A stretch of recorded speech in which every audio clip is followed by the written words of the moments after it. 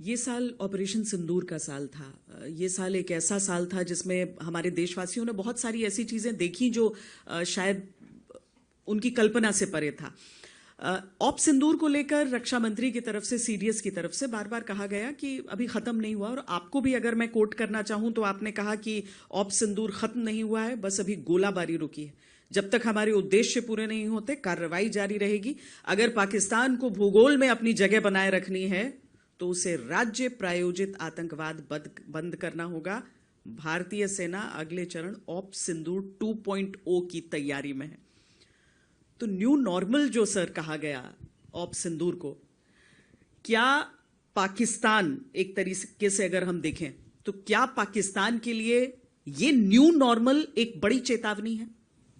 मेरे ख्याल से ये तो एक बड़ी चेतावनी बन के रहेगी, क्योंकि जब आप स्टेट स्पॉन्सर टेररिज्म या राज्य प्रायोजित आतंकवाद को बढ़ावा देते हैं तो ये हमारे लिए, भारत के लिए बहुत चिंता का विषय बन जाता है। क्योंकि देखिए, हम तो एक उन्नति की बात करते हैं, हम सबको साथ में लेके चलने की बात करते हैं। तो जो भी हमारे काम में रोड़ा अटकाएगा उसके लिए हमें कुछ ना कुछ कार्रवाई करनी पड़ेगी। अब जहाँ तक न्यू नॉर्मल का सवाल है, आप देखिए, हमने तो यही बोला है कि पानी और खून एक साथ नहीं बह सकता। Blood and water can't flow together, talks and terror can't be together. यानी बातचीत, संवाद और आतंकवाद एक साथ नहीं चल सकता है। तो हम तो सिर्फ यही बोल रहे हैं कि आप शांति की प्रक्रिया अपनाइए, हम भी उसका साथ देंगे। जब तक ये नहीं होगा तब जो आतंकवादी हैं या उनके आका हैं वो हमारे लिए समान मान है। दूसरी चीज ये है, जो भी आतंकवादी को बढ़ावा देगा हम उसको जवाब देंगे, और हमारे पास अगर बैरंग चिट्ठी भी आई तो भी हमें पता है कि जवाब किसको देना है, हमें उसकी चिंता नहीं है। और जहां तीसरी बात है कि जहां तक आप ब्लैकमेल करना चाहते हैं हमें किसी चीज के लिए, मेरे ख्याल से भारत अभी इतना संपन्न है कि हम किसी ब्लैकमेल से डरने वाले नहीं हैं। तो आपका असेसमेंट क्या है इसके, जो रिजल्ट्स रहे उसका आकलन क्या है ऑप सिंदूर 1.0 अगर मैं कहूं? 1.0 तो देखिए, मैं तो ये कहना चाहूंगा कि मूवी शुरू भी नहीं हुई थी, सिर्फ एक ट्रेलर दिखाया गया था और ट्रेलर के बाद 88 घंटे में वो ट्रेलर खत्म हो गया था। तो आगे आने वाले हालात कैसे होंगे ये, इसके बारे में हम पूरी तैयारी करके बैठे हुए हैं। और अगर कोई ऐसा हमें मौका देता है पाकिस्तान, तो हम उसको भरपूर एक शिक्षा प्रदान करना चाहेंगे उसको कि कैसे एक जिम्मेवार नेशन को अपने पड़ोसियों से बिहेव करना चाहिए। तो अगर हम एक ऑनगोइंग ऑपरेशन की बात करते हैं तो इंडियन आर्मी उन चैलेंजेस के लिए हमेशा तैयार है।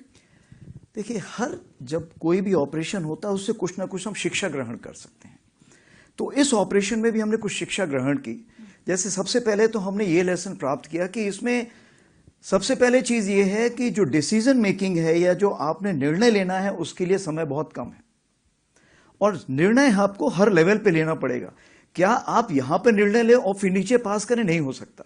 तो हर लेवल पे, हर स्तर पे लोगों को समय के हिसाब से तैयारी करनी पड़ेगी और एक्शन लेने पड़ेंगे, कार्रवाई करनी पड़ेगी। दूसरी चीज जो इंटीग्रेशन बोलते हैं, इंटीग्रेशन का यह मतलब है कि चाहे army, navy, air force, CAPF, cyber, space, कोई भी हो, उसका इंटीग्रेशन हम जितना जल्दी करेंगे उतना हम इस लड़ाई को बड़े साझे ढंग से लड़ सकेंगे। क्योंकि आज की लड़ाई जो है वो मल्टी डोमेन है। अगर मैं बोलूं सिर्फ आर्मी अकेले लड़ सकती, नहीं लड़ सकती, हम सबको मिलकर लड़ना पड़ेगा। जो सैटेलाइट है वो बताएगी कि कौन कहां पर बैठा हुआ है, और जो उसी प्रकार से जो हमारे साइबर हैं उसका ये है कि क्या मुझे एक, मान लीजिए एक ड्रोन आ रहा है, तो ड्रोन के लिए क्या मुझे फायर करने की जरूरत है या मैं उसको इलेक्ट्रोमैग्नेटिक स्पेक्ट्रम या कहीं लेजर से किल कर सकता हूं। तो बहुत सारी चीजें हैं जो इतनी आपस में घुल मिल गई हैं कि हमें उसमें साथ में बैठ के सोच विचार करना पड़ेगा। तीसरी चीज ये है कि लड़ाई कितने दिन चलेगी ये आज हम नहीं बता सकते हैं। हमने तो लड़ाई तकरीबन मान लीजिए 88 घंटे में की, कल कोई 4 महीने भी चल सकती, 4 साल चल सकती है। इस चीज को मद्देनजर रखते हुए क्या हमारे पास साजो सामान है उस लड़ाई को लड़ने के लिए, क्या उसके लिए शस्त्र हैं? अगर नहीं है तो उसकी हमें तैयारी करनी पड़ेगी। हमें यह देखना पड़ेगा कि हमें 4 साल की लड़ाई तक के लिए भी तैयारी करके रखनी। If you like this video, then like, share and subscribe to Mirror Now.